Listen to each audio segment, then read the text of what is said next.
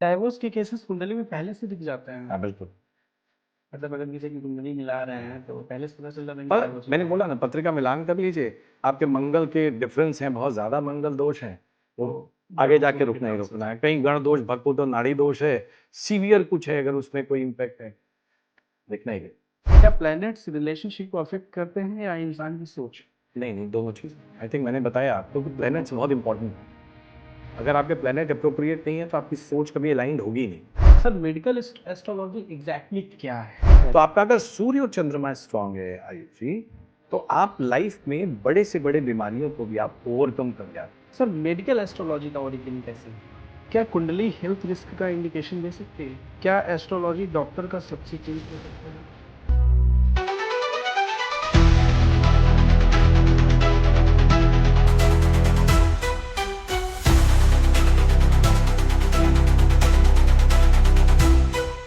नमस्कार, मैं हूं आयुष उपाध्याय एंड आज स्वागत करता हूं अपने show smile and talk with Ayush में एक बहुत ही अच्छे एस्ट्रोलॉजर जिन्हें वैदिक एस्ट्रोलॉजी, मेडिकल एस्ट्रोलॉजी, वास्तुशास्त्र की बहुत अच्छी नॉलेज है। Around 25 years plus experience hold करते हैं सर। बहुत बहुत स्वागत है सर आपका हमारे शो में। नमस्कार कैसे हैं आप? आयुष जी, मैं अच्छा हूँ। सर आपको 25 सालों का एक्सपीरियंस है एस्ट्रोलॉजी में। आपने अपने करियर में कुछ और भी नहीं किया। मैंने ऐसे बहुत से एस्ट्रोलॉजर देखे हैं जो करियर में पहले कुछ और होते हैं, फिर बाद में एस्ट्रोलॉजी में आते हैं एंड फिर वो उसे एस्ट्रोलॉजी बिजनेस या फिर एटीसी बोलते हैं। मेरा जो सबसे पहला सवाल ये है वो ये है कि आप एस्ट्रोलॉजी को क्या मानते हैं? आप एस्ट्रोलॉजी क्या सोच के करते हैं? एस्ट्रोलॉजी को एज एन बिजनेस सोच के करते हैं या फिर एक सेवा भाव से करते हैं?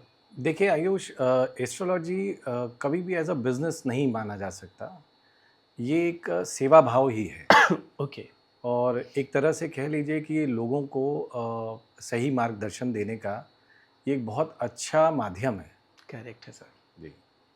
सर जो मेरा पहला सवाल है इसके बाद, एस्ट्रोलॉजी की तरफ आपका पहला अट्रैक्शन कैसे हुआ?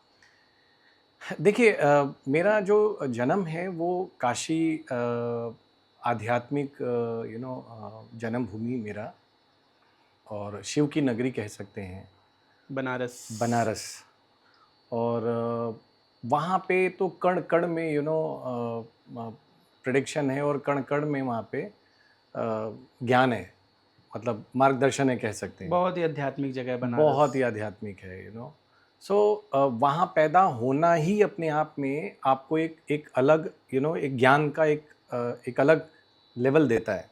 ओके। और मेरे नाना जी एक बहुत बहुत बड़े सेंट थे वहाँ पे।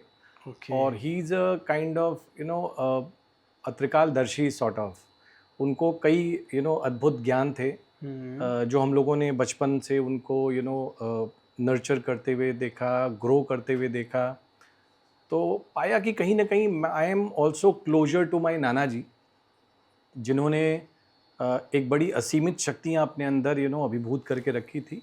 ओके। तो उन्हीं चीज़ों को धीरे धीरे बचपन में देखते देखते हम लोगों ने we I started in that way, and then धीरे धीरे ग्रूम किया। फिर उसको फर्दर हमने स्टडीज़ के साथ लिंक किया, फिर मास्टर्स किया, फिर पीएचडी किया। So that's how the total मतलब जर्नी आपके इंस्पिरेशन नाना जी आपके जी रहे। जी आपने पढ़ाई के साथ साथ नाना जी को फॉलो किया कि अगर जी वो एस्ट्रोलॉजी करते हैं, जी जी लोगों को एक्यूरेसी कुछ चीज़ें बताते हैं तो जी अच्छा लगता था आपको। जी जी। Correct sir. उनकी कई इनफैक्ट मैं कुछ यहाँ पे कोट करना चाहूँगा। उनकी कई जो ज्ञान की जो लेवल था, हम लोग मैं एक छोटा इंसिडेंट डालना चाहूँगा यहाँ पे कि हम लोग बहुत छोटे थे, 10 साल से के आसपास रहे होंगे। सो एक बार नाना जी का हमारे यहाँ बनारस में, नाना जी हमारे आजमगढ़ के रहने वाले थे। सो बनारस आना हुआ उनको, और वो आए थे, और हम लोग 4 भाई बहन हैं, 2 भाई 2 बहन। सो वो बड़े वाले भाई साहब को बहुत मानते थे एक्चुअली शुरू से, क्योंकि वो पहले नाती थे। तो हम लोग के यहाँ, आपको पता है, यूपी में थोड़ा इन चीज़ों को बहुत नाती को बहुत माना ध्यान जाता दिया जाता है, उनको बहुत मान दिया है। जाता है। So, आए तो भाई साहब मेरे थे नहीं, वो हमारे गांव गए थे, जो कि वहाँ से करीब 18 किलोमीटर दूर था, ओके। बीकापुर। सो नाना जी बोले कोई बात नहीं, देखते हैं। मतलब मेरे भाई साहब का नाम नीलू त्रिपाठी है, और काफ़ी अच्छे पॉलिटिकल करियर में उनका काफ़ी बनारस में अच्छा होल्ड है। Okay great. सो बोले कि नहीं, हम देखते हैं यहाँ पे कि नीलू क्या कर रहे हैं गांव में अपने। आप सोचिए, मैं 10 साल का, और मेरे को मेरे अंगूठे में नाखून पे एक काजल का थोड़ा सा काला ब्लैकनेस और उस पे एक सरसों का एक तेल का ड्रॉप करके मैंने पूरी 15 मिनट तक पूरी उनको स्टोरी सुनाई कि भाई साहब क्या कर रहे हैं वहाँ पे। आपने किया? मैंने बनारस में बैठ के बीकापुर का पूरा इस अंगूठे पे, आप कैसे can you sir? Believe this? Unbelievable. It is just a ज्ञान। और मैंने ये तक बताया कि मेरे शंकर बाबा के साथ, बब्बू चाचा के साथ वो ताश खेल रहे हैं, ताश में कौन जीत रहा है, कौन सी मिठाई रखी है। मतलब आप सोच लीजिए इतना माइन्यूट दर्शन मैंने सिर्फ अपने अंगूठे पे किया, और वो भी 20 किलोमीटर दूर बैठे भाई साहब को। सर क्या एस्ट्रोलॉजी में ये चीज़ है? देखिए एस्ट्रोलॉजी जो है, astro is like you can correlate it with science, but जब एस्ट्रोलॉजी ऐसे आता नहीं है। एस्ट्रोलॉजी में ना आप 70-75% तो आप ज्ञान अर्जित कर सकते हैं, लेकिन जो ये 20-25% है ना, ये आपको कनेक्ट टू गॉड से आता है। जब आपकी अंदर की जर्नी जो होती है ना स्ट्रॉन्ग, जब आप अंदर से अपने जर्नी को इम्प्रूव करते हैं तो आपको वो कनेक्शन मिलता है एस्ट्रोलॉजी का। तो वो जब 20-25% की जर्नी जब आप 50% पे पहुंचते हो, तो जो मेरे नाना जी थे, कहीं भी बैठे रहते थे, कुछ भी देख लेते थे, वो ज्ञान तब वो शुरू होता है। But astrology is not only कि आपने पढ़ा और आपको ज्ञान हो गया, नो। सर उस टाइम आपकी एज कितनी थी? मैं 10 साल का था उस 10 साल के आप थे। तो मैं ये नहीं समझ पा रहा हूँ कि आपने उस टाइम एस्ट्रोलॉजी का मतलब उतना कुछ तो सीखा नहीं रहा नहीं, होगा बिल्कुल नहीं। 10 साल के एज में। तो वो कौन सा ऐसा टेक्निक था जो आपने थोड़ा सा सरसों ये तेल, पीला सरसों, पता नहीं जो भी देखिए, आपने। नहीं, ये मेरे पास नहीं था, ये नाना जी के पास तो था। ये चीज़ आपने कैसे किया? ये भाई मैं माध्यम था, ओके। दिखा तो वो रहे थे, अच्छा। I was the medium only. And उसके लिए 10 साल का नीचे होने का आयु चाहिए था बच्चा एक। सो आई वो वॉज जस्ट उसी अ बच्चे के मीडियम थ्रू देखा जा सकता था एक्चुअली, जिसकी एज 10 साल से कम है या उससे नीचे हो। या उससे नीचे हो, एंड वो आपके प्रोसेस, नाना जी ने आपके प्रोसेस किया उस जी चीज़ को। जी जी जी, वो ज्ञान तो उनका था। वो अपने आजमगढ़ में बैठे हुए वो कहीं भी किसी भी जगह पे विचरण कर सकते थे, वो देख सकते थे ओह कौन, माय गॉड। मतलब he was having a immense internal ज्ञान, जो मैं बात कर रहा था अभी। कुछ उनके पास एक्सटर्नल एनर्जीज भी थी, एक्सटर्नल पावर्स की, फिर सब कुछ वैदिक था? वैदिक ही था, बट कुछ पावर्स तो देखिए क्या होता है जब आप अंदर जर्नी शुरू करते हो ना, तो आप कनेक्ट करते हो, फिर कुछ एक्सटर्नल पावर्स आपके साथ कनेक्ट हो जाते हैं। करेक्ट। सर ये बहुत ही अलग चीज़ बताई आपने। जी जी जी। 30+ साल के सफ़र में सबसे बड़ा टर्निंग पॉइंट क्या रहा सर? देखिए मैं बोलूँगा कि एस्ट्रोलॉजी में बहुत सालों से देख रहा हूँ, प्लैनेट्स, ट्रांजिट, गोचर, आप इसको महादशा, अंतरदशा, ये बहुत सालों से देख रहा था। But first time when I connected it with medical astrology, and I found how accurate this as a guiding factor. देखिए मेडिकल एस्ट्रोलॉजी में हम कई बार कंफ्यूज होते हैं कि क्या ये हमारे रोग को ठीक कर सकता है, नो। बट यस, हम इसको एज अ सपोर्टिव टूल की तरह यूज कर सकते हैं कि कौन से प्लेनेट अगर मेरे अभी महादशा, अंतरदशा और ट्रांजिट मेरी सही नहीं चल रही है, इस दिशा में, इस दशा में किया गया कोई भी मेडिकल ट्रीटमेंट शायद उतना कारगर नहीं होगा जितना कि अगर मेरी महादशा, अंतरदशा और ट्रांजिट अगर अच्छे टाइम का हो, तो अच्छे ग्रहों का हो। मतलब मेडिकल ट्रीटमेंट करने के लिए ग्रहों का भी सही जगह होना बहुत ज़रूरी है, मेडिकल ट्रीटमेंट सफल होने के लिए, सफल होने के लिए, समझ जी। गया, ताकि तब तो वो अच्छे टाइमिंग तरीके इज से वेरी काम करते इंपॉर्टेंट हैं है, उस time। That is the guidance we see as a astrologer. हम कोई मेडिकल फर्टिलिटी को चैलेंज नहीं करते हैं, हम एज अ सपोर्टिव टूल की तरह यूज किए जा सकते हैं, एंड उसमें आपके सक्सेस रेशियो बढ़ने के चांसेस बढ़ जाते हैं। Great sir. क्या कोई ऐसा केस है जिसने आपकी सोच बदल दी? हाँ बिल्कुल, मैं बोल सकता हूँ, ऐसे बहुत सारे केसेस हैं, ऐसे बहुत सारे मेरे पास केसेस हैं, बट शायद मैं इस पॉडकास्ट पे कोई इंडिविजुअल केस को जिक्र नहीं करना चाहूँगा। But my journey towards main astrology, Vedic astrology, to connecting to medical astrology actually is my turning the whole. समझ गया सर, वैदिक एस्ट्रोलॉजी से एक मेडिकल एस्ट्रोलॉजी की तरफ आना है। अब मेरा इसमें पूरा फोकस है, मैं इस पे रोज रिसर्च करता हूँ, कुछ ना कुछ केसेस ऐड करता हूँ, और कुछ चीज़ें, इवन क्रिटिकल बीमारी डिजीज़ को भी हम डिकोड करने की कोशिश कर रहे हैं, और कैसे उसमें हम लोग एज एस्ट्रोलॉजर कैसे हम क्या वैल्यू ऐड कर सकते हैं। सो कॉन्टिन्यूसली मेरा उस पर काम चल रहा है। ग्रेट। एक अच्छे एस्ट्रोलॉजर की सबसे बड़ी क्वालिटी क्या होती है? कह सकते हैं कि एक अच्छा हीलर होना चाहिए उसको, एक अच्छा काउंसलर होना चाहिए। देखिए, गाइडेंस इंपॉर्टेंट होती है लाइफ में। मैं किसी को बुलाऊं और कुछ ऐसी चीज़ें बता दूं जिससे वो डर जाए, तो ऐसा कोई काम नहीं करना है। तो हमको as a true healer, true guide, true guide हमको अपने को सेंस करना चाहिए, या हमको पोर्ट्रे करना चाहिए। As a true healer true guidance चाहिए होता है। या करेक्ट है। एस्ट्रोलॉजी को प्रोफेशन के रूप में चुनने का फैसला कैसे किया आपने? देखिए, प्रोफेशन तो आज भी नहीं मैं बोलूँगा, बिकॉज आप बिलीव करिए, मैं अगर महीने में मैं अगर 100-150 केसेस, 200 केसेस देखता हूँ, और मेरा ऑलमोस्ट 20-25% केसेस मेरे फ्री ऑफ कॉस्ट होते हैं। क्या बात कर रहे हैं sir? Big no, it I means a lot, because I mean it, because उसके पीछे रीज़न बताता हूँ क्या है। कि मेरी जो पूरी ज्योग्राफी है, अगर आप देखेंगे मेरे काम करने का, जो पैन इंडिया है, और काफ़ी रूरल एरिया से मेरे को फ़ोन आते हैं, और हेल्थ को लेके बहुत आते हैं। हेल्थ सो जहाँ पे मुझे ये पता चलता है कि इनका थोड़ा फैमिली बैकग्राउंड थोड़ा सा नॉट अप्रोप्रिएट है, या उस लेवल पे नहीं है जो ये अफोर्ड कर सकते हैं, सो मैं एकदम नहीं पैसे लेता हूँ आप पे, और मैं पहले ही पूछता हूँ कि भाई आप क्या कर रहे हैं, can you afford all this. और नहीं होता है तो मैं महीने का, मैंने कोई एक सिस्टम बना रखा है, 15-20 केसेस मेरे को फ्री ऑफ कॉस्ट देखने ही देखने हैं। Great sir. 15-20 केसेस आप free of cost free of cost महीने का देखता ही वैसे देखता सर आपकी फीस कितनी है? नहीं। नहीं रिवील करेंगे। देखिए, अब डिपेंड्स एक्चुअली, वैसे 11,000 नॉर्मली चार्ज करता हूँ 11,000 पर कंसल्ट। पर consultancy. Okay. Yes yes. Great sir. सही है, करना चाहिए।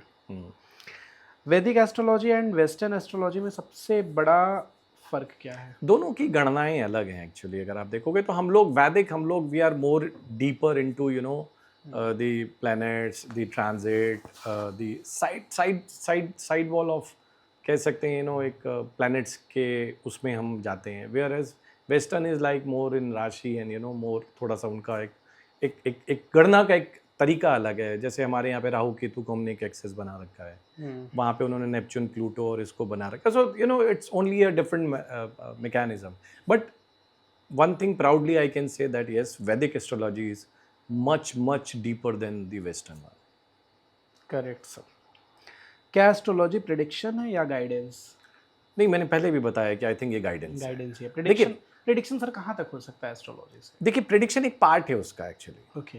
देखिए, अगर आप मेरे पास आए हो तो मैं गाइड कर रहा हूँ आपको, उसमें मैं आपके प्लैनेट्स को देख के आपके बारे में अच्छी और ख़राब चीज़ें आपको बता सकता हूँ। करेक्ट। बट अगर ख़राब है तो मैं उसको उस लेवल पे जाके आपको कन्विंस करूँगा या एक्सप्लेन करूँगा, ताकि आपको सही मार्गदर्शन मिले। Correct sir. So it is a part of guidance, you can say prediction. एक चीज़ और, जैसे कहा जाता है क्या भाग्य ही सब कुछ तय करता है। हाँ जी। कुंडली में जन्म से लेके मृत्यु तक सब कुछ लिखा होता है, क्या ये सच है, और सच है तो कितना %? देखिए, ये एज अ वेरी आध्यात्मिक क्वेश्चन मैं इसको ट्रीट करता हूँ। कई बार लोग इसको कर्म से लाएंगे, बोलेंगे नहीं कर्म इंपॉर्टेंट है। यस, कर्म इंपॉर्टेंट है, no doubt about that, but parallelly भाग्य भी होना चाहिए। मतलब आपके पास भाग्य में लिखा होना चाहिए कि ये करना है? नहीं, इसको ऐसे नहीं बोलेंगे। देखिए, क्या होता है ना कि कई बार हमारे प्लैनेट्स बहुत स्ट्रांग होते हैं, अच्छे होते हैं, बट हम प्रॉपर कर्म नहीं करते हैं, तो हम उन प्लैनेट्स के जो मैक्सिमम एक्सट्रैक्ट है हम यूज़ नहीं कर पाते, उसकी मैक्सिमम कैपेसिटी पे हम जाके उसको यूज़ नहीं कर पाते। समझ गया। तो कर्म तो करना है। कर्म का सिद्धांत तो देखिए वो एक स्टैटिक है, वो चलेगा, उसको आप हिला नहीं सकते हो।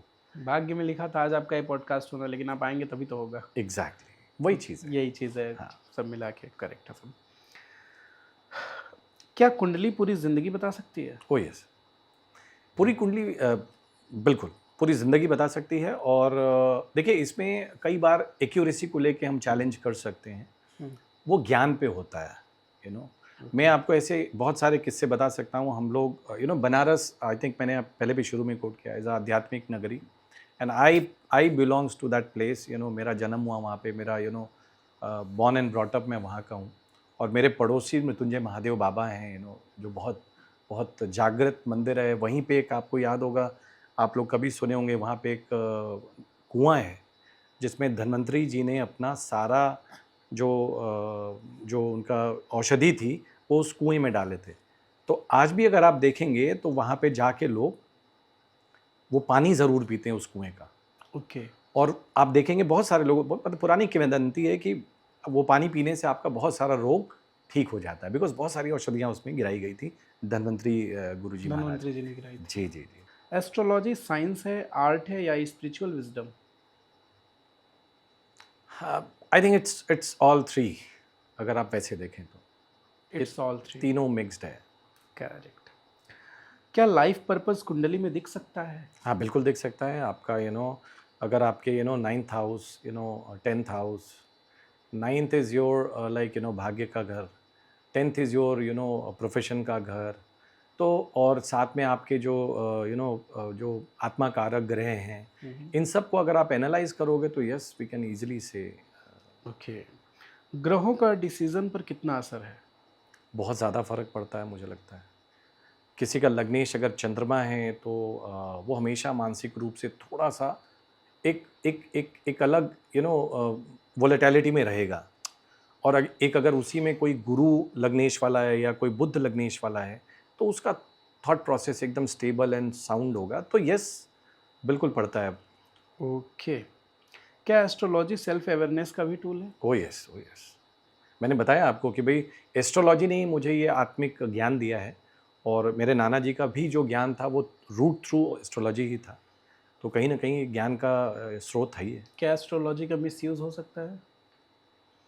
अ, देखिए कह सकते हो, अगर आपका ज्ञान कम है, देखिए ज्ञान कहीं भी कम है ना तो वो मिसयूज ही है एक्चुअली। आपको प्रॉपर ज्ञान के साथ ही इस युद्ध में कूदना चाहिए, मेरा अपना मानना है। समझ गया सर। अदरवाइज देखिए ये सब हमारे हेल्पिंग टूल्स हैं लाइफ के। करेक्ट। अगर किसी बच्चे की शादी करनी है, एप्रोप्रिएट टाइम देखना है, तो ये सब हेल्पिंग टूल्स हैं। किसी बच्चे का करियर हमको डिसाइड करना है, कौन सा प्लैनेट उसका अच्छा है तो उसको वो वाला करियर हमको एडवाइस करना है, तो ये सब हमेशा हेल्पिंग टूल्स हैं, पता है। Correct sir. आज रिलेशनशिप इतनी जल्दी क्यों टूट रहे हैं आजकल के? अब बहुत बहुत स्ट्रॉन्ग रीज़न अगर मैं बात करूं तो बहुत स्ट्रॉन्ग रीज़न इसके हैं राहु जी, राहु महाराज। रिलेशनशिप टूटने के ओ यस, रीजन राहु महाराज ओ है? यस, ओ यस। कैसे सर? क्या होता है कि मैं देखिए, चूंकि मैं एस्ट्रोलॉजर हूँ तो मैं उसको एस्ट्रोलॉजी से देखता हूँ। आज आपके पास टाइम नहीं है, people are love to run for digital digital time digital world. World में। होता क्या है कि फिर हमारे आपके पास टाइम कम है, एंड राहु इज द कारक ग्रह ऑफ आपको कितना डिजिटली वो ऑक्यूपाई करके रख रहे हैं। ओके। तो क्या है कि जब आपके पास अपने लोगों के लिए समय ही नहीं है, आप एक दूसरे को पहचान ही नहीं रहे हो, तो रिश्ते तो टूटेंगे ही। टूटेंगे। करेक्ट है सर। शादी के लिए कुंडली मिलान ज़्यादा ज़रूरी है या फिर थॉट प्रोसेस या फिर वाइब मैच होनी चाहिए? देखिए आपके दोनों क्वेश्चन जो बाद वाले हैं कि थॉट प्रोसेस और वाइब मैच होनी चाहिए, उसके भी कारक जो हैं वो प्लैनेट्स ही हैं। ठीक है, आप समझ रहे हो? समझ रहा हूँ। अगर आपके प्लैनेट्स की कंपैटिबिलिटी नहीं बैठ रही है तो आपके वाइब और आपके थॉट प्रोसेस कभी मैच ही नहीं करेंगे। अब जैसे मान लीजिए सर, किसी के 36 के 36 गुण हैं, उनका डाइवोर्स हो गया। ऐसा नहीं है। आप हाइपोथेटिकल हैं, मेरे को कोई एक केस दिखा दीजिए। सर ऐसा कुछ कोई एक केस एस्ट्रोलॉजर ने दिखाइए, बताया था एक्सेप्ट देखिए रामचंद्र जी और सीता जी का छोड़ के हाँ। आप कोई और केस मुझे दिखा दीजिए।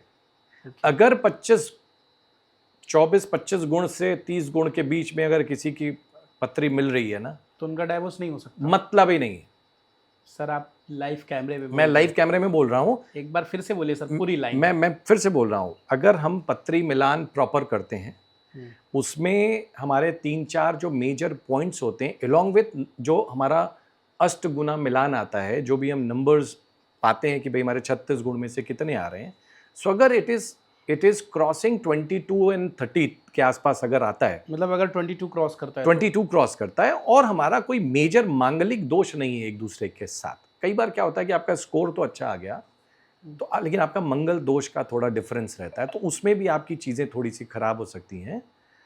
जैसे कुछ गण दोष होते हैं, नाड़ी दोष होते हैं, भकुट दोष होते हैं। देखिए इसीलिए मैं बोल रहा हूँ कि पत्र का मिलान is very important.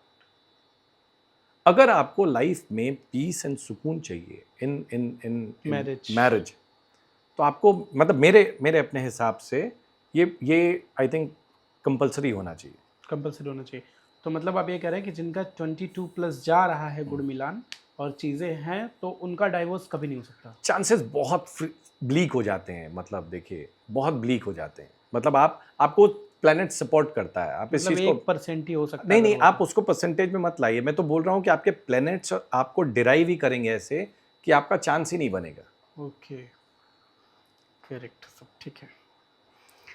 Love marriage या अरेंज मैरिज, दोनों में आप किसको बेस्ट मानते हैं? देखिए शादी का ये दोनों माध्यम है, आप समझिए। ठीक है सर। यू नो आप एक दूसरे के साथ जुड़ते हो तो कहीं ना कहीं आपके प्लैनेट्स कंबाइन करते हैं, ठीक, तभी जुड़ते हैं। तभी जुड़ते हैं। उसका माध्यम कुछ भी हो कोई फर्क नहीं पड़ता। मतलब लव मैरिज या अरेंज मैरिज हो, अगर प्लैनेट्स मिला रहे हैं तभी मिल रहे हैं। ओके। और 90% केसेस में आप देखेंगे कि प्लैनेट्स उन्हीं को मिलाते हैं। देखिए जो डिवोर्स के केसेस हैं वो बहुत अलग हैं, उस पर चर्चा होनी चाहिए। और मेरे पास इस समय, आप बिलीव करिए, मेरे पास इस समय अगर मैं दिन भर में अगर अगर 70-80 या 100 कुंडलियां देखता हूं, तो 70-80 कुंडलियां जो होती हैं उसमें से 60% के आसपास रिलेशनशिप के आते हैं। एंड देन सेकेंड नंबर पे करियर आता है, फर्स्ट पे रिलेशनशिप आ रहा है इस समय। ज़्यादा इश्यूज हैं लोगों को रिलेशनशिप के। सही है सर, होना भी चाहिए। डाइवोर्स के केसेस कुंडली में पहले से दिख जाते हैं। हाँ बिल्कुल।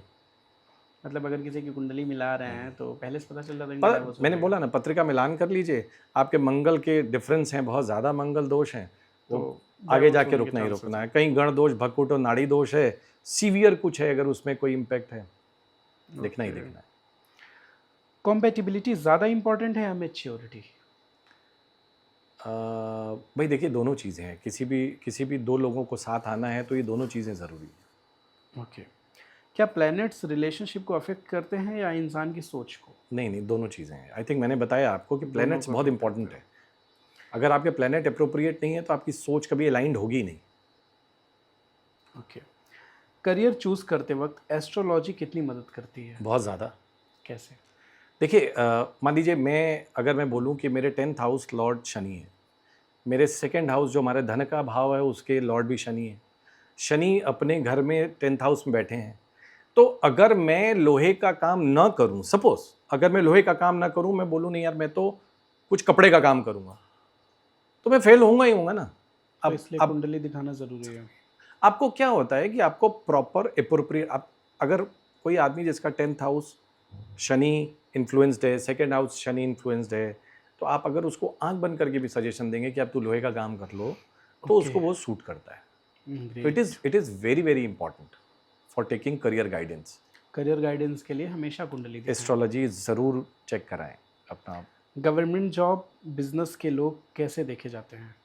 जैसे गवर्नमेंट जॉब और बिजनेस की योग कैसे देखे जाते हैं? सॉरी मेरा देखिए क्वेश्चन गलत हो गया। नहीं मतलब इसमें एक चीज़ समझें, जैसे मान लीजिए आप गवर्नमेंट जॉब की बात करते हैं तो उसके लिए आपका थोड़ा आप में योगा अलग लेवल के होने, जैसे आई सिविल सर्वेंट हो गए, इन सब में कुछ पंच महापुरुष योग देखे जाते हैं नो, और कुछ गजकेशरी योग जैसे होते हैं नो कुंडली में। ओके। सो वो आपको एक स्पेशल पावर देते हैं टू रूल दी, जैसे आप एक ग्राम सभा के सदस्य हो गए, आप आईएएस हो गए, डिस्ट्रिक्ट मैजिस्ट्रेट हो गए, तो इन सब में क्या होता है कहीं ना कहीं आप देखेंगे आपके गुरु बुद्ध और ये पंच महापुरुष योग, कोई ना कोई, जैसे गुरु अपने स्वग्रही हो गया, बुद्ध अपना अपने घर में हो गए, तो इस तरह का मंगल हो गए अपने रोचक महापुरुष योग बनाते हुए। तो इस तरह के केसेस आप देखेंगे आपको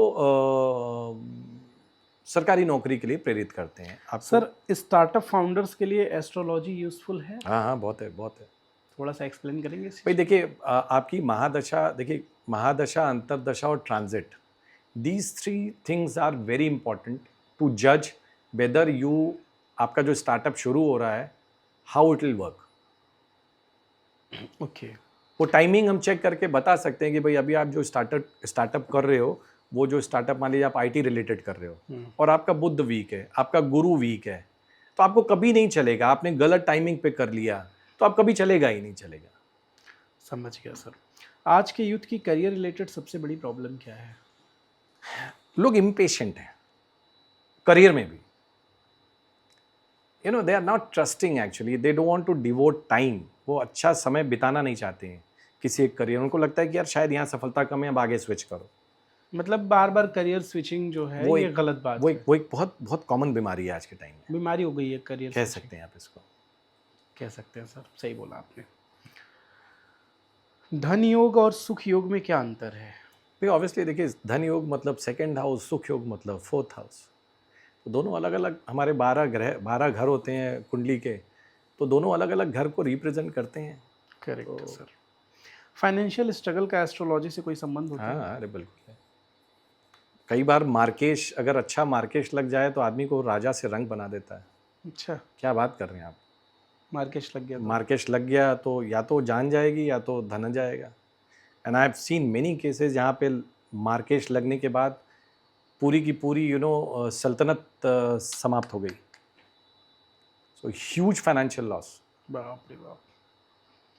क्या क्विक रिच माइंड से डेंजरस है? हाँ ऑब्वियसली, तो प्रैक्टिकल में भी अगर आप बोलेंगे तो बट इन टुडेज टाइम मैंने बोला राहु काफ़ी एक्टिव हैं, एंड राहु काफ़ी एग्रेसिव डिसीजंस को मोटिवेट करते हैं, तो ये एक राहु बहुत बड़ा। काफ़ी एग्रेसिव डिसीजंस को मोटिवेट करते हैं। ओके, ठीक है, आगे चलते हैं हम लोग मेडिकल एस्ट्रोलॉजी में। सर मेडिकल एस्ट्रोलॉजी एग्जैक्टली क्या है? अब देखिए इसको, it is sort of through planets हम किन बीमारियों से ग्रसित होने के हमारे चांसेस दिखते हैं, यू नो, और उसको हम कैसे किस टाइम पे हम ट्रिगर करें कि हमको वो बीमारियां हमारे सामने परिप्रेक्ष्य में कम हमको अफेक्ट करके जाएं। तो मेडिकल एस्ट्रोलॉजी को अगर आप ये सोचते हैं कि हम किसी रोग को ठीक करते हैं, तो आई एम सॉरी, नहीं होता ये, मेडिकल एस्ट्रोलॉजी से बीमारी नहीं ठीक की जा नहीं सकती ठीक होती, ये पक्की बात है। ओके। बट मेडिकल एस्ट्रोलॉजी आपका एक हेल्पिंग टूल हो सकता है। अब मैं आपको कुछ एक एग्जांपल्स दूंगा। सपोज मेरे को कोई कोई ओबेसिटी की प्रॉब्लम है, मैं मोटा हूँ सपोज, तो अब मेडिकल में अपना इसका एक ट्रीटमेंट है, करेक्ट है। बट हमारे एस्ट्रोलॉजी में भी इसका एक ट्रीटमेंट है। ट्रीटमेंट क्या बोलें इसको, हमको कहीं ना कहीं ये देखना पड़ेगा कि उनके जो गुरु हैं किस घर में बैठे हैं। तो जो हमारे जो जुपिटर हैं वो ओबेसिटी के कारक ग्रह माने गए हैं। तो आप देखिएगा, द मोमेंट आपको ये पता चलता है कि ये मोटापे का शिकार है, तो आप मेडिकल ट्रीटमेंट लेते रहिए, साथ में आप अपने जुपिटर को एक्टिवेट कर लीजिए। अगर किसी ऐसे घर में बैठे हैं जो जो परेशान करने वाला कारण है, तो उसको उसको देख लीजिए आप। और नहीं है तो अगर नीच भाव के हैं तो उनकी थोड़ी ब्लेसिंग ले लीजिए, उनका थोड़ा पूजा पाठ कर लीजिए, उनके बीजक मंत्र पढ़ लीजिए, अपने गुरु की सेवा कर लीजिए। देखिए अपने आप सब, मतलब आपने मेडिकल ट्रीटमेंट जो करना है कर लिया, साथ में आपने गुरु की सेवा कर ली, तो आपका काम थोड़ा तेजी से हो जाएगा। मेडिकल ट्रीटमेंट के साथ में it गुरु is- की सेवा करना बहुत जरूरी है। It is like a helping tool. Sir क्या मंत्रों से हीलिंग हो सकती है? हाँ बिल्कुल हो सकती है। मंत्र से बीमारी ठीक हो सकती है? नहीं, बीमारी देखिए, मैं बार बार कह रहा हूँ, बीमारी कभी ठीक नहीं हो सकती मंत्रों से। मंत्रों से आपका देखिए, आपको उस बीमारी से लड़ने की शक्ति मिल सकती है हीलिंग इन द सेंस वही हुआ। एक्चुअली। ओके। देखिए कुछ हमारे अपने जो मेडिकल एस्ट्रोलॉजी में दो तीन मेरे पास जो भी लोग आते हैं, मैं उनको दो तीन चीज़ें ज़रूर बताता हूँ। आप अपने सूर्य को स्ट्रांग रखें, जो आपको रोग प्रतिरोधक क्षमता आपकी बढ़ाता है। सूर्य को स्ट्रॉन्ग रखें। चंद्रमा को मजबूत करें, जो आपके मन को स्ट्रांग करता है। ओके। अब मन स्ट्रांग है, आप डायबिटिक से भी लड़ लोगे, आप कैंसर से भी लड़ लोगे, आपको कुछ भी होगा। आपका अगर मन स्ट्रांग है, आपका चंद्रमा स्ट्रांग है, so you can fight back and come to your normality. मन स्ट्रांग होना चाहिए। मन स्ट्रांग होना चाहिए। तो आपका अगर सूर्य और चंद्रमा स्ट्रांग है आयुष जी, तो आप लाइफ में बड़े से बड़े बीमारियों को भी आप ओवरकम कर जाते हैं। तो कई बार क्या होता है कि कोई आता है मेरे पास, तो मैं उसको बोलता हूँ कि भाई आप अपने सूर्य को मजबूत करें। तो क्या होगा कि आप जिन रोगों के दौर से गुजर रहे हैं, उनसे लड़ने की क्षमता आपको बढ़ जाएगी, आपकी रिकवरी फास्ट हो जाएगी। करेक्ट है सर। ये फर्क पड़ता है मेडिकल एस्ट्रोलॉजी ग्रहों का, जो आप लोग देख के बताते हैं कि आप ऐसा करो। जी। सर मेडिकल एस्ट्रोलॉजी का ओरिजिन कैसे हुआ? देखिए ये हमारे, अगर आप देखिएगा वैदिक एस्ट्रोलॉजी के, अगर मैं इसको सिंस इंसेप्शन देखूं, तो हमारे वैदिक एस्ट्रोलॉजी से लेके हमारे जो हमारा आयुर्वेदा है, इन दोनों में इसका जिक्र है हमारे हमारे पुराने पद्धति में, वैदिक एस्ट्रोलॉजी। वैदिक एस्ट्रोलॉजी में। मतलब ये पहले से ही एग्जिस्ट ये करता ये है। एग्जिस्ट करता है। ओके। क्या कुंडली हेल्थ रिस्क का इंडिकेशन दे सकती है? Oh yes. ओके। क्या एस्ट्रोलॉजी डॉक्टर का सब्स्टिट्यूट हो सकता है? नहीं, helping hands, helping tools, support में astrologer as a support staff. मैं आपको एक बड़ा इस पे क्लासिक एक स्टोरी सुना सकता हूँ। एक ऋषि थे एंड बहुत बड़े जानकार थे, एस्ट्रोलॉजर थे। सो उनका अपने अपने एरिया में उनका बहुत नाम था। सो वो जिसको भी जो बोलते थे, जो उपाय बता, मतलब उस समय क्या होता था उसमें, जो आयुर्वेदिक जो हमारे हुआ करते थे, जिनको हम लोग क्या बोलते थे उस समय पास्ट में, आई थिंक जो आयुर्वेदा डॉक्टर्स हुआ करते थे, वैद्य सर। वैद्य साहब। तो उनका बड़ा नाम था अपने एरिया में, वैद्य साहब का। तो एक बार क्या हुआ, अच्छा, जिसको भी वो जो दवा देते थे उसको सूट कर जाती थी और वो ठीक, उनका बड़ा नाम था एक्चुअली। ही वाज वेरी वैद्य तो वेरी वैद्य होते वेरी हैं। फेमस थे, नाड़ी देखते थे, बता देते थे ये समस्या। तो वो आज जो भी अयोध्या में या फिर बनारस में मिलेंगे मिलेंगे आपको, यस वैद्य मिलेंगे। यस। तो अब मैं बताता हूँ बड़ा क्लासिक। तो वो वैद्य साहब क्या हुआ कि एक बार उस ग्राम, पूरे जो जिला पूरा जुड़ा हुआ था, उसके जो राजा थे उनकी तबीयत खराब हुई। ओके। एंड वो वैद्य साहब को बुलाया गया कि भाई आइए देखिए, भाई आप तो बहुत नामी हैं, आपका तो बड़ा हाथ बहुत पहले बड़े। डॉक्टर होते ही कहाँ थे, वैद्य तो होते थे। अब वो वैद्य साहब ने दवा दी, डॉक्टर की तबीयत और खराब हो गई। अब वैद्य साहब खराब हो गई तो भाई गांव में पूरा हल्ला हो गया कि भाई ये तो बड़े नामी वैद्य थे, इन्होंने तो जिस पे हाथ रखा उसकी ज़िंदगी बच गई। आज राजा को मौका दे, राजा का तबीयत खराब हुआ तो इन्होंने उसकी तबीयत और खराब कर दी। एंड वैद्य साहब की पूरी ज़िंदगी की जो कमाई इज्जत थी वो स्टेक पे आ गई।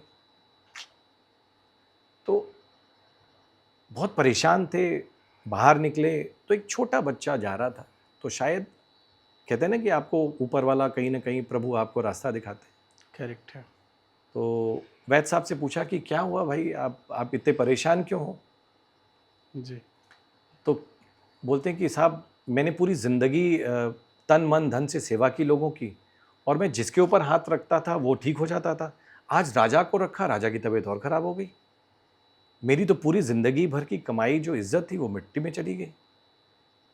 तो बोले एक काम करिए, शायद आज का समय उतना अप्रोप्रिएट नहीं रहा होगा, आप कल थोड़ा उनकी कुंडली मंगा के देख के जाइए इस समय। तो उस बालक ने उनको एक बोध दिया, एक ज्ञान दिया कि कुंडली देख लीजिए। उनकी कुंडली देखिए और उसके हिसाब से एक टाइम देख के जाइए जो उनके महादशा, अंतरदशा और गोचर को अप्रूव करता हो कि नहीं ये टाइम सही है इनका। Then suddenly that concept strike that वैद्य साहब ने तुरंत उसको समझा, कुंडली मंगाई। उन्होंने आज की जो ट्रीटमेंट की थी वो राहु काल में कर दी थी। ओके। कल की ट्रीटमेंट के लिए उन्होंने उसका बेस्ट टाइम निकाला कि भाई अभिजीत मुहूर्त कोई पकड़ ले, या कोई ऐसा मुहूर्त अच्छा पकड़े मुहूर्त जो पकड़ लें राजा जिसमें साहब काम को करे। सूट करता हो। नेक्स्ट डे गए, उसी तरह से उन्होंने उपचार किया और टाइम थोड़ा चेंज कर दिया, राजा साहब ठीक हो गए। तो that is what is the strength of astrology, right sir. In medical science. Right sir. क्या एस्ट्रोलॉजी और मेडिकल रिपोर्ट्स मैच हुई हैं? भाई देखिए दोनों पैरेलल है, मैं बार बार कह रहा हूँ कि ये दोनों पैरेलल है। इसमें कहीं मेरा मतलब ऐसा, मैं किसी को हमारे पास ऐसी कोई पद्धति नहीं है कि मैं कोई डेटा निकाल पाऊँ जैसे मेडिकल साइंस में निकलता है। Yes sir. So we are just like a helping tool sort of astrology. Correct है सर, समझ गया। सर, फ्यूचर जानने की इच्छा क्या खुद का फियर है? भाई आजकल तो बच्चे एंजॉय कर रहे हैं इसको, मैं इसको ऐसे देखता हूँ। दे लव टू आप बिलीव करें, मेरे पास अगर आज क्लाइंटल है तो मेरे पास 60% जेनजीज हैं, मतलब सारे यंग बच्चे। They love to know what is all happening in today and tomorrow and day after. मज़ा आता है लोगों को। Correct sir. क्या हर प्रॉब्लम को ग्रहों पर डाल देना सही है? नहीं, ये सही नहीं है। देखिए क्या होता है कि हम किसी भी चीज़ की अति नहीं होनी चाहिए। यस, हम आपके हर मोमेंट को ट्रैक कर सकते हैं एज ए एस्ट्रोलॉजर, बट उसको ट्रैक करके हम डिसीजंस नहीं ले सकते, फिर वो हम अपने कर्म से भटक जाएंगे। तो इसीलिए कर्म की थ्योरी डाली गई है पहले। Correct sir. सर, एंजाइटी और डिप्रेशन इतना क्यों बढ़ रहा है? देखिए मैंने बोला ना कि आजकल डिजिटल वर्ल्ड है, so people are very affectionate about spending time digitally. और आप जब डिजिटली बहुत ज़्यादा टाइम कंज्यूम करते हो ना, तो आपको आपका जो चंद्रमा है ये वीक होता है। एंड द मोमेंट आपका चंद्रमा वीक होगा, आपकी एनजाइटी, डिप्रेशन, स्लीप प्रॉब्लम्स, आजकल आजकल मेरे पास जो मैं हेल्थ के इश्यूज बता रहा हूँ इसी तरह के आ रहे हैं। उसका सिर्फ एक रीज़न है कि हम एक्सेसिव डिजिटल वर्ल्ड में फंसे हुए हैं अभी। मैंने बताया Rahu and moon. Excessive digital world में फंसे हुए हैं लोग। करेक्ट है सर। क्या एस्ट्रोलॉजी एंजाइटी को कम कर सकता है? ओ यस, कैसे? मैंने बताया ना, मून अगर आप स्ट्रांग कर लेते हो, मान लो मून आपके लग्नेश हैं, आपके लग्न भाव में अगर मून बैठे हुए हैं और आप एक्सेसिव डिजिटल वर्ल्ड में अटके हुए हो, तो आपको कोई बचा नहीं सकता। आप एंजाइटी में फंसे हुए हो, तो आपको देन देर आपको एक गाइडेंस दी जा सकती है कि भाई आपका लग्नेश है चंद्रमा, आपको थोड़ा सा इसको कंट्रोल रखना पड़ेगा। सो आप अपनी माँ की सेवा करें, ओम सोम सोमाय नमः जप करें, आप अपने चंद्रमा को मजबूत करें। ऐसे बहुत सारे रास्ते हैं, अगर आप करते हैं तो आपका चंद्रमा मजबूत होता है और आपकी एंजाइटी और डिप्रेशन से आप बाहर आते हैं। Correct sir. क्या ज़्यादा एस्ट्रोलॉजी देखना भी एंजाइटी बढ़ा सकता है? कह सकते हैं आप ये। जैसे किसी को ज़्यादा एकदम एस्ट्रोलॉजी नहीं करना चाहिए, मैं खुद बहुत ज़्यादा रिकमेंड नहीं करता हूँ। देखिए, बट इन अ वे आपको अपने कोर सेक्टर्स को, कोर थीम को, लाइफ के कोर एरिया को आपको पता होना चाहिए, और उसमें आपको yes you have to have this astrology sense आपको लेना चाहिए उसमें। Correct sir. क्या एस्ट्रोलॉजी इंसान को कॉन्फिडेंट बनाती है या डिपेंडेंट? नहीं, कॉन्फिडेंट बनाती है हमेशा। देखिए, जितना ज्ञान होगा आपका प्लैनेट्स के बारे में, आप उन पे काम करते हो, तो ऑफ कोर्स आपका कॉन्फिडेंस अप होता है। Now sir we are switching into vastu. Okay, vastu का असली पर्पस क्या है? देखिए वास्तु का जो असली पर्पस है ना, घर बनाना नहीं होता, ये पंच महाभूत, लाइक पृथ्वी, जल, अग्नि, वायु एंड आकाश, इसका बैलेंसिंग है एक्चुअली। ओके, पंच महाभूत का बैलेंसिंग है बैलेंसिंग वास्तु। है। अदरवाइज तो देखिए सब वैसे ही बैठे हुए हैं ना। आप अगर नॉर्थ ईस्ट है, आपका मंदिर का एरिया है, आपने टॉयलेट बना दिया, तो क्या होगा आपका घर का? आपका कोई नहीं बचा सकता आपको। आपने ब्रह्म स्थान को हेवी कर दिया, कोई नहीं बचा सकता आपको। तो it is about balancing the total panch mahabhoot, that is what is the vastu. समझ गया सर। वास्तु और सुपरस्टिशन में क्या डिफरेंस है? नहीं, vastu is also like pure science. अगर आप इसमें सुपरस्टिशन है ही नहीं, एकदम से नहीं है? एकदम नहीं है। ओके। सब अब मैंने बताया आपको, आप साउथ ईस्ट मानिए, आपका नॉर्थ ईस्ट अगर है आपका कोई एरिया जहाँ पे हम भगवान जी को रखते हैं, तो वो भगवान जी का एरिया है। ये प्रूवन हमारे हमारे सनातन धर्म में हमको बताया गया है। करेक्ट है सर। क्या घर की एनर्जी इंसान के बिहेवियर को अफेक्ट करती है? हाँ, बिल्कुल करता है। आपने नॉर्थ ईस्ट ब्लॉक कर दिया, साउथ वेस्ट थोड़ा क्लटर बना दिया, ब्रह्म स्थान हैवी कर दिया, तो आपका पूरा पूरा कैरेक्टर बदल जाएगा। पूरा कैरेक्टर बदल जाएगा। ओके। क्या आपने ऐसे केसेस देखे हैं जहां वास्तु करेक्शन के बाद पॉजिटिव चेंजेस आए यस, हैं? बहुत सारे हैं, बहुत सारे कोई हैं। एग्जांपल आप शेयर करना चाहेंगे अपने क्लाइंट का? नहीं, वो जो कुछ heavy एक्चुअली example ये सब बड़े कॉन्फिडेंशियल होते हैं, तो मैं नहीं कोट करूंगा, बट यस कई बार हम लोग देखे हैं। जैसे ब्रह्म स्थान, हम एक हमारे एक बहुत क्लोज फ्रेंड भी थे, उनके यहाँ गया, ब्रह्म स्थान बहुत हैवी था, तो उसको मैंने ऐसे ही बोला, मैंने कहा आप थोड़ा सा इसको थोड़ा लाइट करो, आपको देखोगे तो आपको एक थोड़ा सा ना एक पूरी फैमिली में ना एक अलग सा एक आपको कंफर्ट दिखाई देगा। यस। एंड हाउएवर उन्होंने किया, उसको फॉलो किया, एंड आप बिलीव करिए 3 से 6 महीने में there was absolute change in the total environment of the family. So ऐसा बहुत सारे केसेस हैं। ओके, ऐसे बहुत से केसेस हैं। ग्रेट। आपके अगर बेड का अगर साइड ठीक नहीं है, अगर आपने अपने मास्टर बेडरूम में बेड के अगर साइड को आपने ठीक से बैलेंसिंग नहीं कराई है, तो आप देखेंगे आप लोग एज अ हस्बैंड वाइफ हमेशा रिलेशनशिप में कॉन्फ्लिक्ट बना रहेगा। हमेशा कॉन्फ्लिक्ट बनना। घर में कोई कमरे में मिरर डाल दीजिए, देखिए कैसे आपके कॉन्फ्लिक्ट बढ़ जाते हैं। बेडरूम में कोई मिरर लगा दीजिए, देखिए कैसे आपके कॉन्फ्लिक्ट अच्छा, बेडरूम में मिरर नहीं होना नहीं चाहिए? लगने चाहिए, सामने कहीं नहीं, जहाँ पे आपका बेड का पिक्चर नहीं आना चाहिए। आप जब सो तो सामने कोई, जैसे मान लीजिए साइड में लग, जैसे मान लीजिए ये बेड है, भाई देखिए कहीं ना उधर कहीं लग जाए तो नहीं, बट अवॉइड करें एक्चुअली, बेडरूम में लगाना ही नहीं चाहिए। टोटल अवॉइड करें। बट हाँ, अगर लगता है कि बहुत नेसेसरी है तो कुछ ऐसा जुगाड़ बनाएं कि वो बेड नहीं आप दिखना आपका चाहिए हाँ पूरा। सोने पे आपको आपका प्रतिबिंब उसमें ना दिखाई दे, तो वो बस। ज़्यादा ध्यान देने वाला। सर उसका कैसे नुकसान होता है अगर सोने में प्रतिबिंब आपका दिखाई मेंटल पीस चला जाएगा, आपका रिलेशनशिप में कॉन्फ्लिक्ट दे? सर रहेगा। वो क्या मिरर लेके चला जाता है?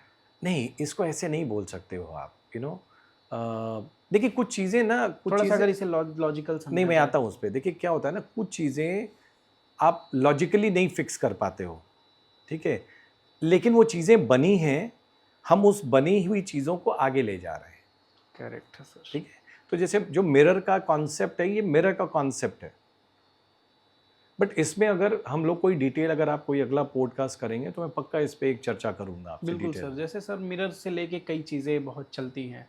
सिनेमा में भी मिरर को बहुत कुछ दिखाते हैं कि अगर किसी लड़की के ऊपर कुछ प्रेत बाधा है, वो मिरर में देख रही है तो उसकी एक अलग सी कुछ दिखने लग रहा है। तो ऐसी चीज़ें, तो मिरर को इतना ही टारगेट क्यों करते हैं, मिरर को ही? हाँ नहीं, आपका सवाल बड़ा जायज़ है, बट बेडरूम को लेके तो हम लोग इसको आई थिंक मतलब अपने सनातन धर्म वैदिक पद्धति में भी हम लोगों ने इसको देखा है, ठीक है। आजमाया है और पाया है कि इसके कारण लोग हमारे कहते हैं कि शीशे में बेडरूम नहीं घर दिखना का चाहिए, बेड घर नहीं का दिखना थोड़ा चाहिए। कलेश बढ़ जाता है एक्चुअली। करेक्ट सर, ये तो चलिए आपकी बात समझ में आ रही है। कभी हम लोग मिरर पे लंबा डिस्कशन करेंगे। बिल्कुल बिल्कुल। ठीक है। घर में लगातार झगड़े और निगेटिविटी का वास्तु से संबंध हो सकता है? हाँ हाँ बिल्कुल, मैंने बताया आपको कि कई बार आपके छोटी बेड छोटी चीज़ें। बेड के सिरहाने अगर आपके अप्रोप्रिएट लेवल पे ना हो, सही डायरेक्शन में ना लगे हों, और मिरर का भी जो मैंने बताया है, ये भी एक बहुत बड़ा रीज़न होता है कई बार, सर बच्चों के स्टडी रूम के लिए सबसे इम्पोर्टेंट वास्तु प्रिंसिपल क्या है? एक तो थोड़ा कलर थेरेपी बहुत बहुत बहुत बहुत बहुत अच्छी रखनी पड़ेगी आपको, मतलब उसमें बहुत डार्क कलर ना हो, लाइक लाल कलर स्टडी ना वाले रूम हो, में हाँ थोड़े एस्थेटिक लुक हो, थोड़े लाइट, लाइटिश। जैसे हमारा स्टूडियो है, एग्जैक्टली एग्जैक्टली। ऐसा कुछ होना ठीक चाहिए है, अच्छा। स्टडी के लिए? आप बहुत ज़्यादा आपको आजकल बहुत ज़्यादा आपको ये डिजिटल वर्ल्ड से रिलेटेड आइटम घर में बच्चों के मिलते हैं, हम्म। Which is causing a huge disturbance. Okay. वो बहुत कम होना चाहिए, थोड़ा लाइट होना चाहिए, मतलब थोड़ा क्लटर फ्री होना चाहिए बच्चों का। बाकी अपना जो स्टडी सेंटर किस डायरेक्शन में, वो सब तो एक अमूमन सबको पता होता है। समझ गया सर। किचन और बेडरूम में सबसे बड़ा कॉमन मिस्टेक क्या होता है? भाई किचन में तो अमूमन जो जो हमारा गैस का चूल्हा होता है और जो हमारा पानी का स्टोरेज होता है, उसका उसका बड़ा बहुत ज़्यादा समस्या दिखता है इन आने वाले, मतलब जो मैं जहाँ भी मैं अपने कहीं क्लाइंट्स को विज़िट करता हूँ, लोगों को विज़िट करता हूँ उनके घरों में, तो वो देखता हूँ कि वो अप्रोप्रिएट लेवल पे नहीं होते हैं एक्चुअली, अप्रोप्रिएट लेवल आसपास पे नहीं नहीं होने होगा। चाहिए, बिकॉज अग्नि और जल का साथ साथ होना वो नुकसानदायक होता है, हेल्थ पे आता है एक्चुअली। ओके। करेक्ट। सो जैसे फ्लैट में रहने वाले लोग जो होते हैं वो वास्तु का कैसे फ़ायदा ले सकते हैं? वो ऑलरेडी स्ट्रक्चर्ड होता है एंड इधर उधर सब फ्लैट्स होते हैं। देखिए उसमें बहुत जनरल प्रिंसिपल लेके चलना चाहिए। मैं कई बार सजेस्ट करता हूँ, मेरे पास बहुत सारे लोग आते हैं, मैं बोलता हूँ कि आप इतने पैसे मत खर्च करो, हम्म, बिकॉज जब आप फ्लैट में हो ना, तो आपको फिर वही है, कुछ सिस्टम बनाने पड़ेंगे, क्योंकि आप उसमें कुछ स्ट्रक्चरल चेंज नहीं कर वही सकते, चीज़ है। तो आप अपने जो जो जो एरिया आपको मिला है, मान लीजिए अगर आपका कोई ब्रह्म स्थान है, तो आप उसको कंट्रोल नहीं कर सकते हो, तो जो आपको एरिया मिला उसको नीट एंड क्लीन रखें, ठीक है, कलर के साथ उसको सिंक करें, मतलब पता चला बेडरूम में वो बहुत डार्क कलर ले लिया आपने, नहीं होना चाहिए। जैसे मिरर उरर के हमने आपको छोटे छोटे इस तरह के टुटके कह लें या नुस्खे कह लें, जो आपको आपको थोड़ा लाइट करते हैं आपके फैमिली इन्वायरमेंट को।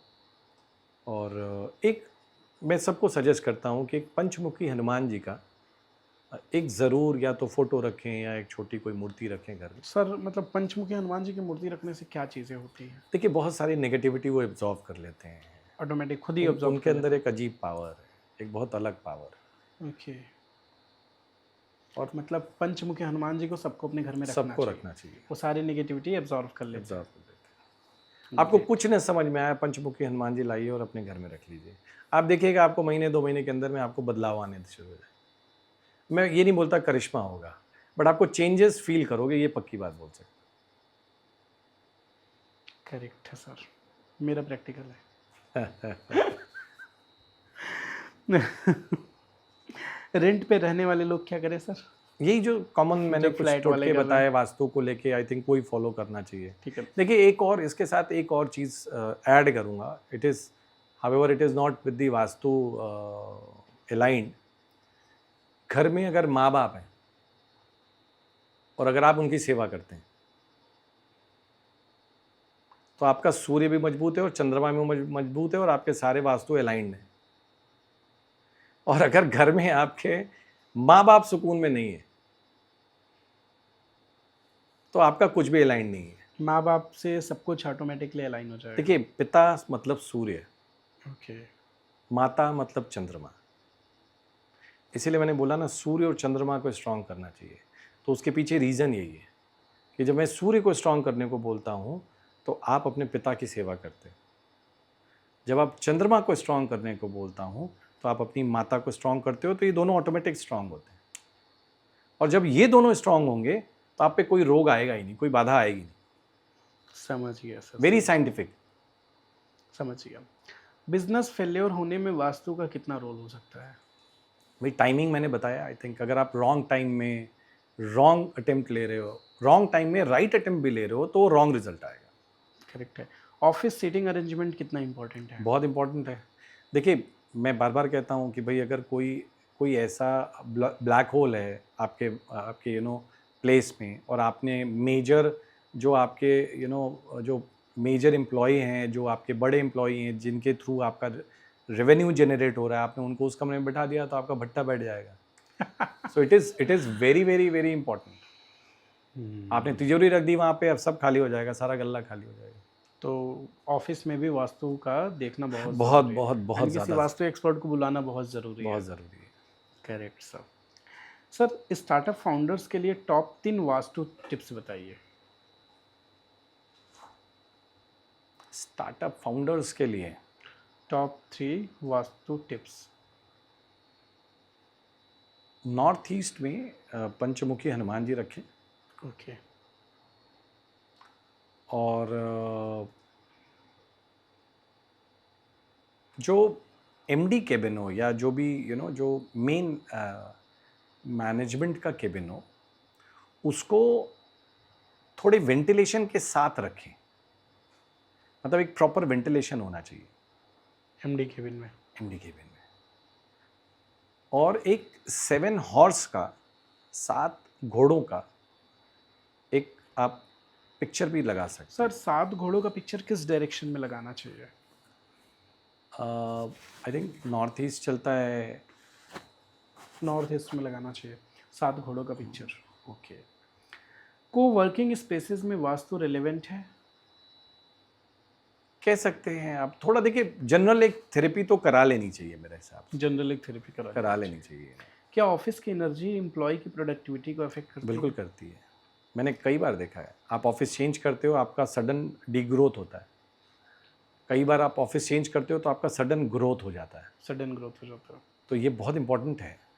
सर आज लोग सबसे ज़्यादा किस प्रॉब्लम्स के लिए आपके पास आते हैं? फैमिली पीस, मेंटल पीस के लिए आते हैं यहीं से सबको प्रॉब्लम है। पैसा, हेल्थ या रिलेशनशिप, सबसे बड़ी प्रॉब्लम कौन सी है? रिलेशनशिप। Okay. आज की जनरेशन की सबसे बड़ा चैलेंज क्या है? पेशेंस कम होना। पेशेंस कम है। सोशल मीडिया ने लोगों को ज़्यादा कंफ्यूज्ड बना दिया है? कह सकते हैं आप। मतलब इसका फ़ायदा भी है, but then you have to be smart enough to handle all this. क्या लॉनलीनेस मॉडर्न सोसाइटी की सबसे बड़ी बीमारी बन गई है? मुझे लगता नहीं है, क्योंकि ये डिजिटल वर्ल्ड ने आजकल किसी को लोनली छोड़ा ही नहीं है। ओके। आप सोच ही नहीं पा रहे हो, आपको सोचने का समय नहीं मिल रहा है। करेक्ट है सर। सक्सेस मिलने के बाद भी लोग अनहैप्पी क्यों रहते हैं? डिससेटिस्फैक्शन, मैंने बोला ना, इम्पेशेंट है लोग सो ओके। आपको अपने लिए समय निकालना पड़ेगा, अपने बारे में सोचना पड़ेगा। Only then you start enjoying your life. Sir astrology industry में फेक एक्सपर्ट को कैसे पहचानें? सबकी अपनी जगह है मैं तो इसको दूसरे तरीके से देखता हूँ। देखिए ऊपर वाले ने, हमारे जो भोले बाबा हैं, इन्होंने ना सबको आजीविका चलाने के अलग अलग माध्यम दिए। क्या बात है। सारे गुरु नहीं हो सकते और सबको गुरु चाहिए भी नहीं। सही अच्छा बात। एक बात बताएं आप, क्या सारे मर्सिडीज चला सकते हैं? नहीं सर, मारुति भी तो बननी चाहिए ना फिर। सही बात है। तो क्यों किसी की रोजी रोटी, लेकिन हाँ मेरा मेरा ये कहना है कि हम किसी भी रॉन्ग कोई डराने वाली पद्धति में ना जाएं एस्ट्रोलॉजी, किसी डराने वाली पद्धति में ना जाए, वो गलत है। वो गलत है। बाकी तो चलेगा छोटा मोटा। क्या महंगे उपाय ज़रूरी होते हैं? नहीं, बिल्कुल नहीं। उपाय हमेशा सस्ते होते हैं, मेरे हमेशा सस्ते होते हैं। मैं 4-5 चीज़ें सबको बताता हूँ। बस कंसल्टेशन की फीस ही नहीं, है। ऑब्वियसली देखिए क्या होता है कि नहीं, बहुत सारे लोग हैं, आप जाइएगा तो लाखों रुपए के रत्न बता देंगे आपको, और हाँ, लाखों लाखों रुपए के, और लाखों के हवन बता देंगे। 50-50 लाख की पूजा मैंने करते हुए देखी है भाई। बाप रे, 50 51 लाख रुपए की, सो आप सोच नहीं सकते, बट मेरे नहीं होते, बिकॉज उसके पीछे रीजन है। मैं बहुत बहुत साइंटिफिक तरीके से चलता हूँ। कंसल्टेंसी हो सकता है मेरी थोड़ी ज़्यादा हो, बट आप देखेंगे उसके पीछे भी लॉजिक है। आज मैं अगर कम कर दूँ ना, तो फिर वो बड़े नॉन साइंटिफिक लोग मिलने लगते हैं, फिर वो बहुत बहुत चैलेंज हो जाता है आपके लिए। ओके। फिर आप इतना क्राउड हैंडल नहीं कर पाते। नाइसली सेड सर, अच्छा लगा। ठीक है। क्या बिना पैसा खर्च किए भी रेमेडीज पॉसिबल है? हाँ बिल्कुल है। माँ बाप की सेवा करिए, सब मतलब इससे इससे इससे सस्ता तो कोई उपाय नहीं है। आप सूर्य और चंद्रमा मजबूत कर लीजिए माँ बाप की सेवा करके, काम खत्म। काम खत्म। आपकी दुनिया की सारी समस्याएं हट जाएंगी। क्या एस्ट्रोलॉजी का मिसयूज लोगों को कंट्रोल करने के लिए होता है? अब कुछ अधूरे जानकार लोग करते हैं ये सब काम, लोगों को कंट्रोल करने के विच लिए। एक्चुअली करना नहीं चाहिए। ओके। क्या एस्ट्रोलॉजी कभी गलत साबित हो सकती है? अगर अधूरे ज्ञान से बताई जाए बातें, प्रिडिक्शन की जाए, तो यस अगर गलत सही हो सकता है। कैलकुलेशन ना हो तो? अच्छा, कई बार क्या होता है कि जो जातक होता है, जो आते हैं, कई बार उनके पास भी उनके डेट ऑफ बर्थ, टाइम से Real रिलेटेड knowledge नहीं इन्फॉर्मेशन होती है। अप्रोप्रिएट नहीं होती है, तो कुछ गलत बताते हैं, तो वो भी प्रिडिक्शन कई बार गलत हो सकती है। करेक्ट है सर। एस्ट्रोलॉजी को लेकर सबसे बड़ा मिथ क्या है? मतलब हम यूजुअली हम इसको समझते हैं कि ये एक साइंस है जो हमारे सारे दुखों को दूर कर देगी। नहीं, ऐसा नहीं है। Okay. It is a supportive tool, it is a helping tool to upgrade your lifestyle. क्या सोसाइटी का कलेक्टिव फ्यूचर भी एस्ट्रोलॉजी से देखा जा सकता है? बिल्कुल देखा जा सकता है। आने वाले 10 सालों में सबसे बड़ा सोशल चेंज क्या हो सकता है? आई थिंक ये डिजिटल वर्ल्ड में बहुत सारे चेंजेस आ रहे हैं, बिकॉज राहु और शनि महाराज थोड़ा आने वाले समय में बहुत एक्टिवेटेड हैं। ओके। तो आप देखेंगे कि एक थोड़ा इम्पेशेंट लोग होंगे, थोड़ा एंजाइटी लोगों की बढ़ेगी, स्लीप रिलेटेड इश्यूज बढ़ेंगे लोगों के। आप देखते जाइएगा, ये सब बढ़ते जाएंगे धीरे धीरे। धीरे धीरे लोग बढ़ते जाएंगे। टेक्नोलॉजी और स्पिरिचुअलिटी में कौन ज़्यादा डोमिनेट करता रहे, सॉरी दोबारा पूछता हूँ। टेक्नोलॉजी और स्पिरिचुअलिटी में कौन ज़्यादा डोमिनेंट रहेगा? स्पिरिचुअलिटी। ओके। एआई के युग में एस्ट्रोलॉजी की रिलेवेंस बढ़ेगी या घटेगी? बढ़ गई है। बढ़ गई है। It has already increased. चलिए, we are going to the rapid fire. भाग्य या कर्म? बोथ। पैसा या पीस? बोथ। एस्ट्रोलॉजी या साइकोलॉजी? एस्ट्रोलॉजी। लॉजिक या इंट्यूशन? आई थिंक दोनों होना चाहिए। लव या रिस्पेक्ट? रिस्पेक्ट। सक्सेस या सेटिस्फैक्शन? सेटिस्फैक्शन। मोबाइल या मेडिटेशन? मेडिटेशन। डेस्टिनी या डिसिप्लिन? डिसिप्लिन। सबसे पावरफुल ग्रह? सूर्य। सबसे मिसअंडरस्टूड ग्रह? कह सकते हैं राहु। अब राहु आपको स्टूडियो के बाहर मिलेंगे। He is waiting for you. मेरे अच्छे मित्र हैं वो। फिर तो ठीक है। एक रेमेडी जो हर इंसान को करनी चाहिए? ओम घृणी सूर्याय नमः। ओम घृणी सूर्याय नमः। सूर्य भगवान का ये मंत्र है। ओके। हर इंसान को इसको पढ़ना चाहिए, ओके। और as much as they can. As much as मतलब एक रुद्राक्ष माला मतलब 108 बार, 10 रुद्राक्ष माला मतलब 1008 बार। आप जितना करेंगे, आपको अपने लाइफ में ट्रांसफॉर्मेशन होता हुआ दिखाई देगा। ओके। ओम घृणी सूर्याय ओम नमः। घृणी सूर्याय नमः। ओके। एक हैबिट जो हर इंसान को छोड़ देनी चाहिए? हाँ, आई थिंक मतलब कंप्लेनिंग आपको बंद कर देनी चाहिए लाइफ में। मेहनत करें, डिसिप्लिन के साथ रहें। ओके। एक चीज़ जो पैसा नहीं खरीद सकता? सुकून, शांति। लाइफ को एक शब्द में डिफाइन कीजिए। माँ बाप। ओके। अगर परफेक्ट कुंडली वास्तु या रेमेडी ना हो तो भी सक्सेसफुल लाइफ कैसे जिया जा सकता माँ बाप की सेवा करके, सूर्य और चंद्रमा को मजबूत करके। है? दुनिया को एक मैसेज।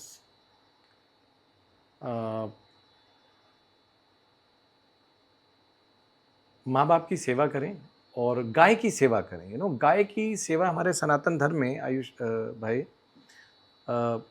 गौ सेवा एक तो एक हमारे एक बड़ा ही पुण्य का काम बताया गया है। लिए गाय की सेवा बड़ा ही पुण्य का काम है। मतलब अगर आप ये 3-4 काम अपने लाइफ में, आप कुछ मत, किसी एस्ट्रोलॉजी को बहुत ज़्यादा कंसिडर नहीं करते हैं, हो सकता है आपका मन नहीं लगता हो या आपको सूट नहीं करता हो या आपने कभी देखा ना हो, तो आप 3-4 काम ज़रूर कर सकते हैं। माँ बाप की सेवा करें, गाय की सेवा करें और एक स्पेशल एक ड्राइव चलाएं कि लाइफ में अगर हमारे जानने वाले में कोई स्पेशल चाइल्ड है, कोई अगर ग्रुप ऑफ चिल्ड्रन है जो स्पेशल नीड के लोग हैं, उनकी सेवा करते हैं, तो आपके लाइफ के बहुत सारे नेगेटिव जो चैलेंजेस हैं, नेगेटिव कर्मास हैं, वो करेक्ट हो जाते हैं। सब मिला के जिनको जिस चीज़ की ज़रूरत है उनकी सेवा करें, अगर आप उस लायक हैं तो।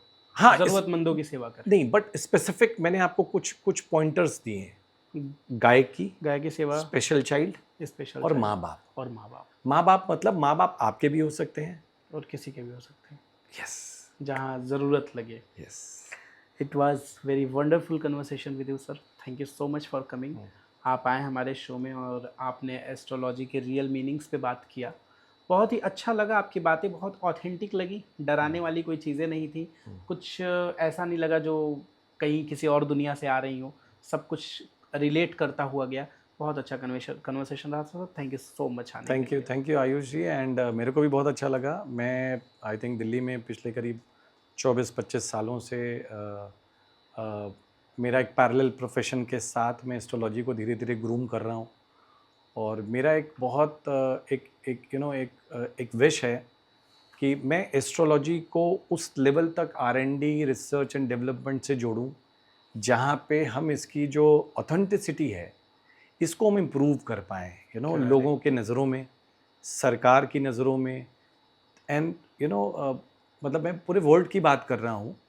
तो वो तभी पॉसिबल है जब हम ज़्यादा से ज़्यादा इसको हम रिसर्च एंड डेवलपमेंट से लिंक करेंगे, ज़्यादा से ज़्यादा हम इसमें काम करेंगे।